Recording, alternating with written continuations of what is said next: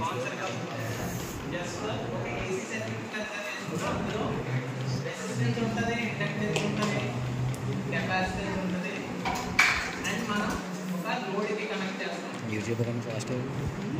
The load maybe ఇది motor అవ్వచ్చు, light అవ్వచ్చు, ఏదైనా మనకు అవసరం. సో ఏసీ సర్క్యూట్స్లో ఏంటంటే రెసిస్టెన్స్ అంటే ఏంటి? ఇది కెపాసిటర్. రెసిస్టెన్స్ అంటే ఏంటి? Last bench.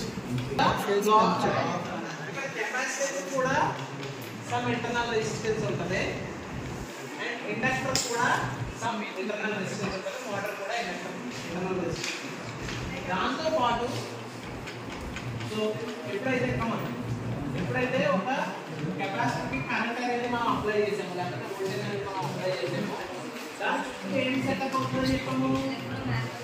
Electro magnetic field అనేది సెటప్ అవుతుందని చెప్పాము. సో ఈ మ్యాగ్నెటిక్ ఫీల్డ్ మళ్ళీ అది ఏంటంటే రియాక్టెన్స్ రూపంలో మనకి అపోజ్ చేస్తారు.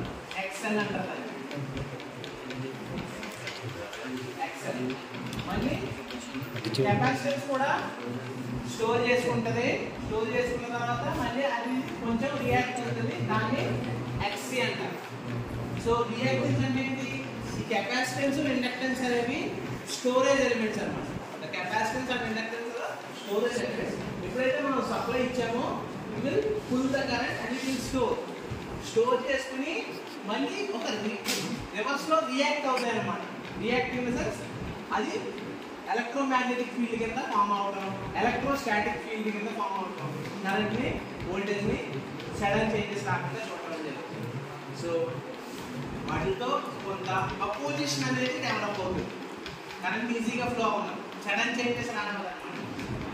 సో ఇండక్టర్ అంటే తెలుసు కదా, inductor is the storage element doesn't allow sudden